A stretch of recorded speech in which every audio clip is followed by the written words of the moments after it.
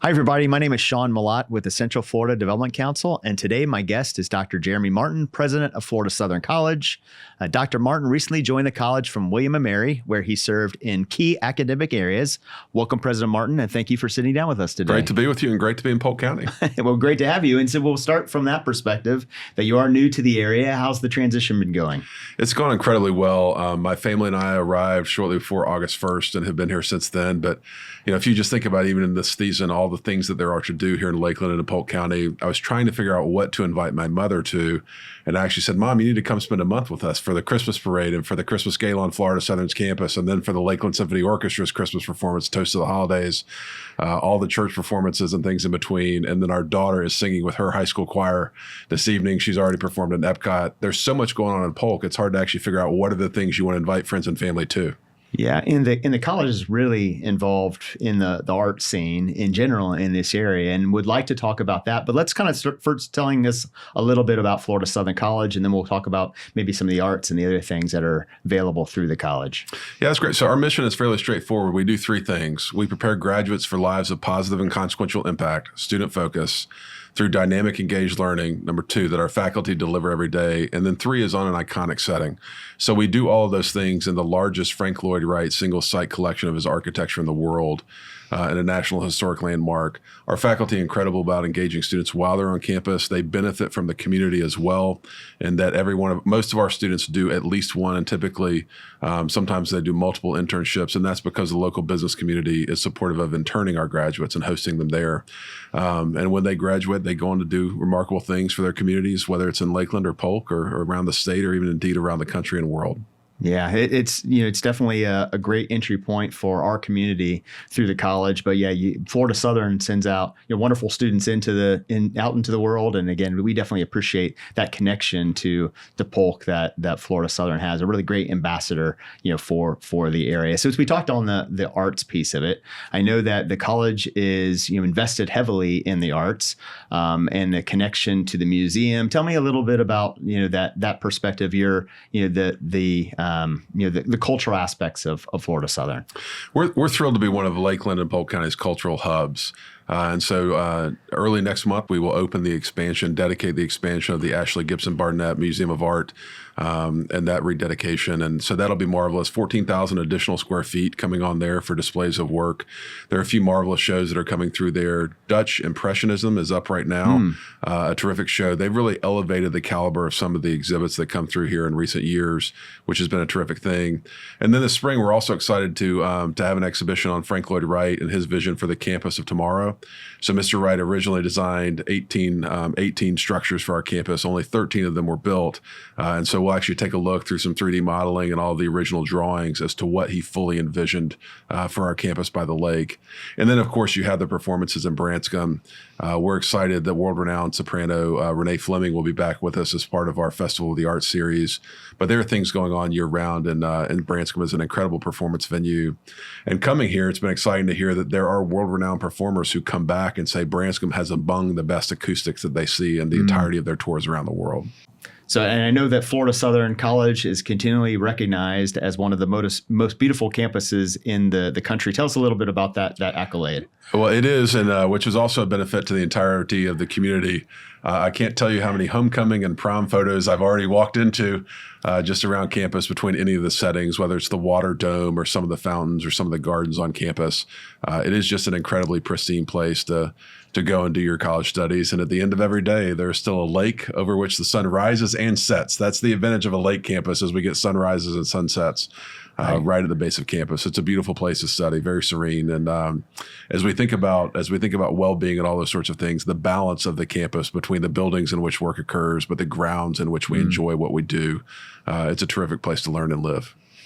Yeah, it really is a beautiful place. And yeah, I was there with my daughter taking prom photos recently, as well as hundreds of kids from local high schools that were there. That is definitely a popular destination. So I see the intrigue for sure.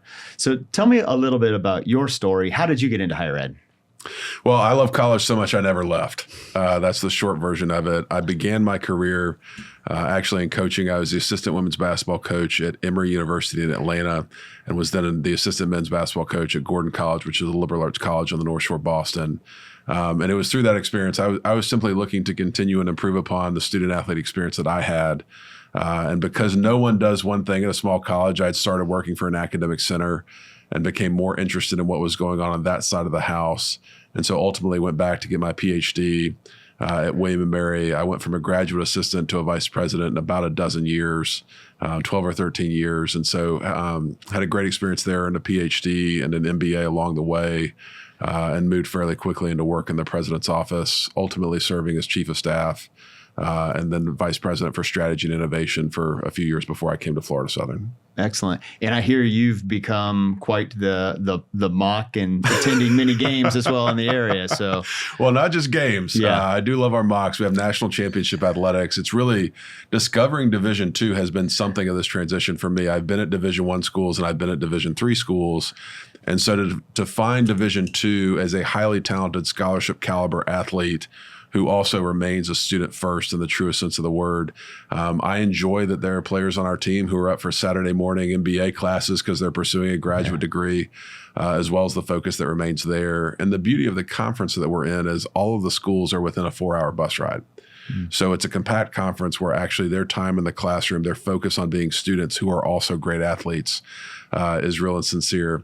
But I haven't just been attending athletics events. So I've been to several theater performances. Again, the music department, the dance department, all of them have put on incredible productions throughout the year. And so it's great to just to engross yourself in the life that is a college campus is a marvelous thing. Well, I'm hearing it's making an impression. So that's wonderful. And how many students do you have at Florida Southern? There are 3,200 total, 2,600 undergraduates and change, and about 600 graduate students. Okay, that's excellent. So again, producing lots of products to be able to go and impact our local employers and others here, but also around the world. Absolutely. Well, because of our liberal arts base, Florida Southern remains very much grounded in the liberal arts. We have the Rights Foundation general curriculum, but 2/3 of our graduates now come intending to study in life, nursing or health sciences, or business. So we very much are filling the needs of the community, whether it's in healthcare, whether it's in business, including those who go on to medical and PA school and law school and those kind of things. So we have a broad-based general curriculum, but the breadth of fields in which our students are studying, I think, is sometimes eye-opening to people. And did I just hear some recent accolades about the computer science program and some awards as well, I believe, in the computer science is always award-worthy. And one of the more intriguing, they have an autonomous golf cart that on occasion you see wandering the paths around the building. So a lot of great things going on there. Computer science would be among our top 10 most popular majors. Unfortunate to live and learn in the Weinstein building, building there on the lakefront as well. But there are any number of departments that are incredibly strong. We have 100% placement in the healthcare fields through the School of Nursing and also through our Doctor of Physical Therapy program. And our nursing program now extends from the bachelor's through master's degree programs and into a doctorate as well. So we have very much become a life, health sciences, and business institution, even as we focus on the breadth of our course of study. And so that from that perspective, how is Florida Southern College really meeting the workforce needs of the area?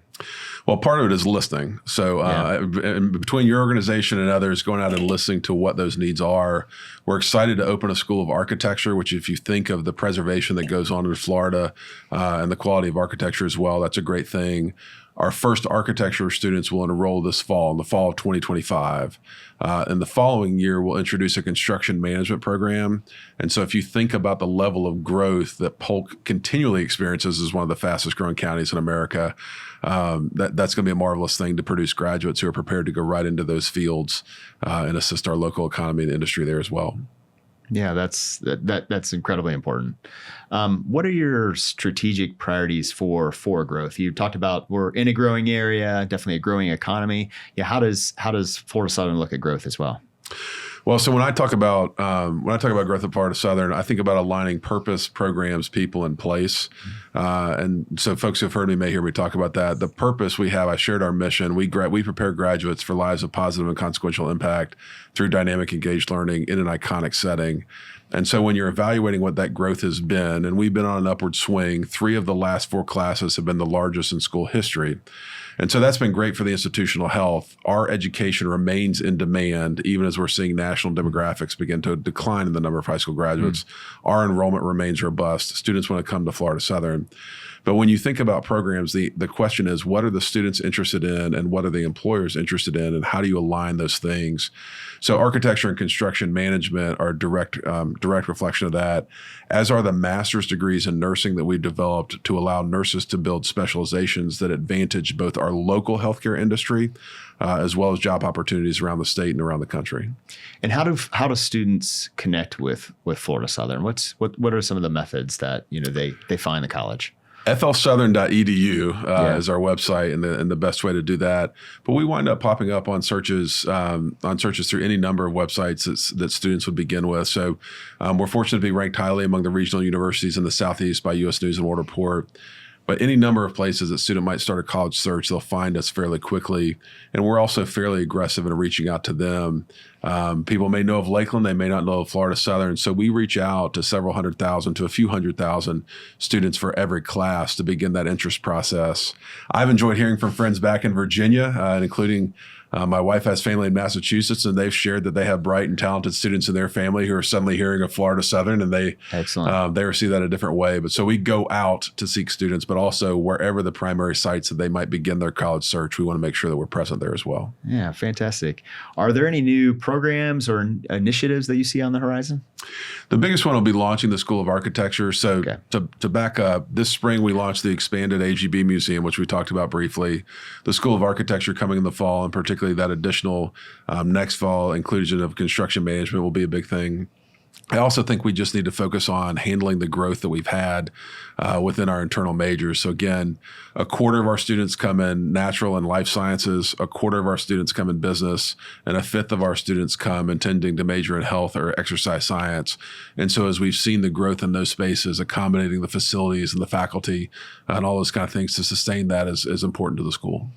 Right. Well, again, I think those are programs that are key, and especially as you talk about that architecture program, given the, what's available just for students walking around on campus. I mean, they're inspired by the right architecture, and again, what's there at the, right within their fingertips is impressive. It's important to remember we're at 86 years since Lud Spivey sent Mr. Wright the original telegram that brought him here. So when you look at our structures, which appear futuristic to my eye by today's standard, and then you think, okay, he was designing these structures and they were being built between 1938 and 1958.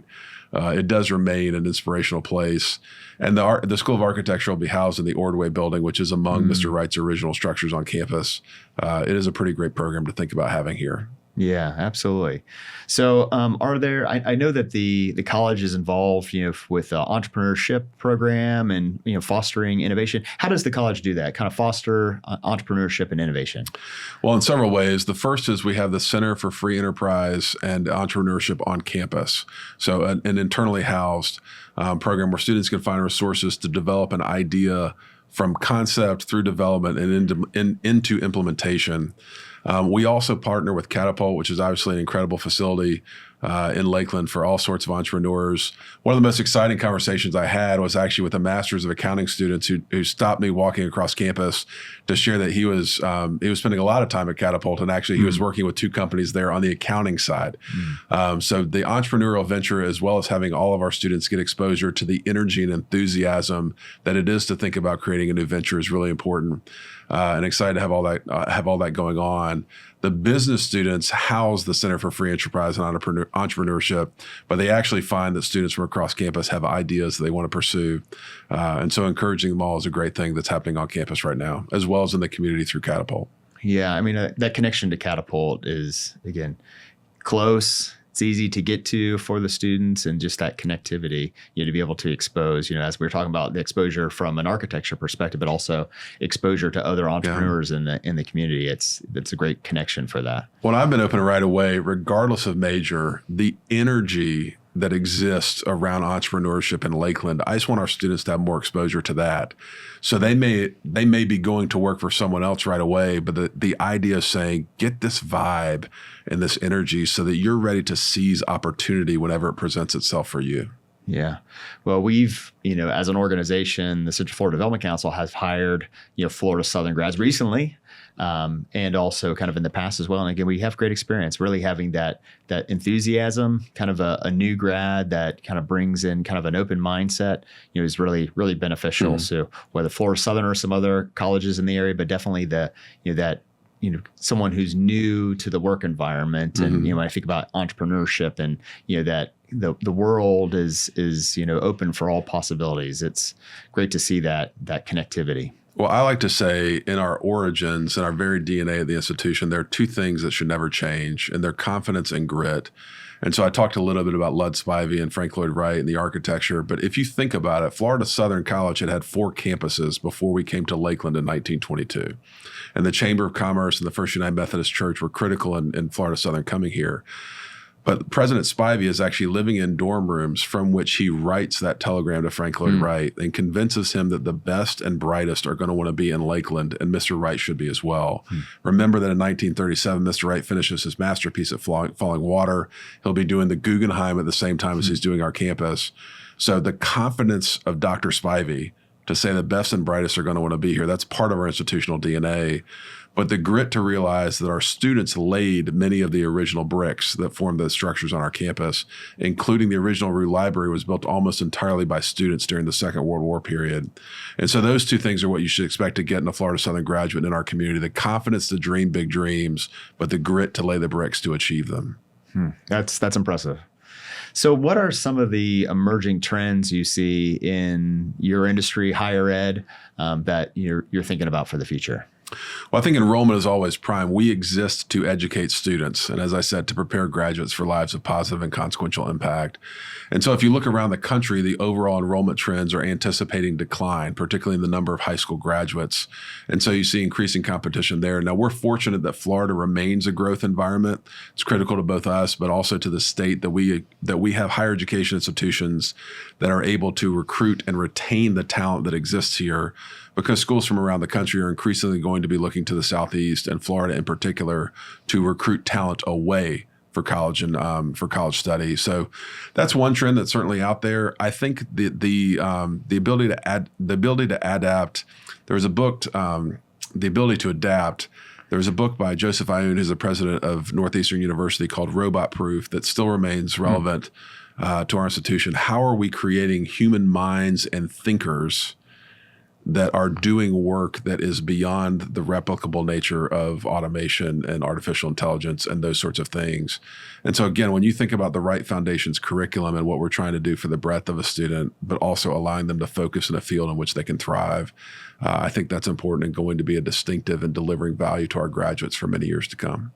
Yeah, I think that's very wise to think through for a student, is how do you have value in the future, right? How do you gain intelligence and knowledge and be able to apply it, to the world around you, so that you continue to have value for a lifetime. And that's, I think really our colleges are at the forefront of that, right? From an education perspective of how do you compete with technology? That's absolutely right. Well, and they are likely to hold multiple careers, not just multiple jobs, but multiple careers.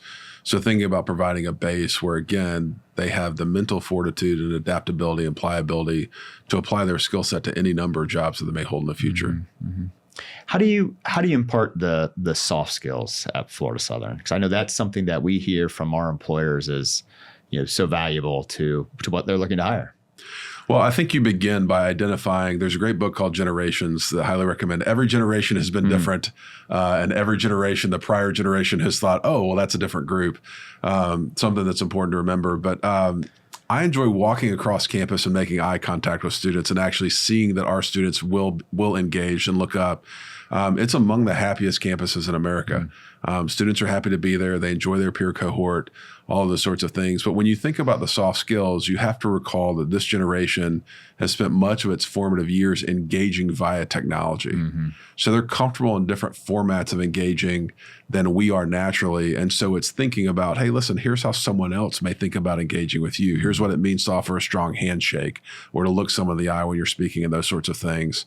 And at the same time, for us to look at them and know that they are engaging in ways that we might not previously have thought of. I've really enjoyed, since we moved here and been here for a few months, that most Saturday mornings, my son can be found playing a video game with 2 young men who are still in Virginia and 1 young man who moved the same summer that we did to Las Vegas. And so there's 1 in Nevada, 2 in Virginia, and 1 in Florida, and they are talking as if they still lived on the same cul-de-sac.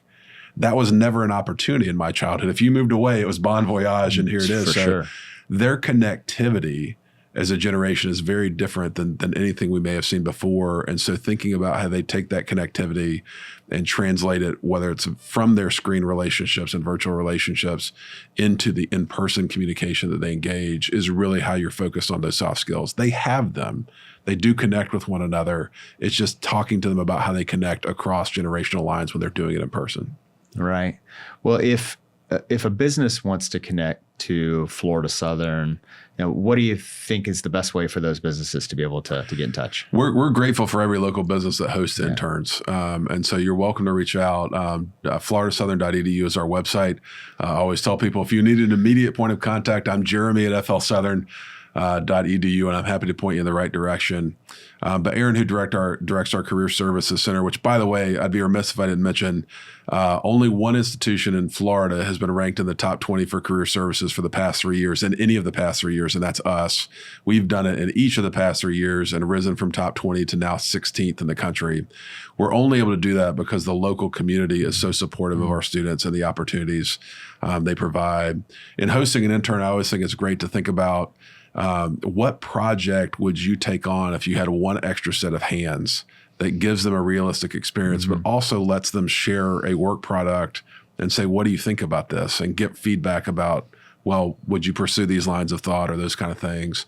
Those are the ones that make a meaningful difference in an internship experience, and also extend the capacity of our local businesses to think, what's next, or what was that project that I really just needed 1 more set of hands to take on? And our students can help with that in any number of fields.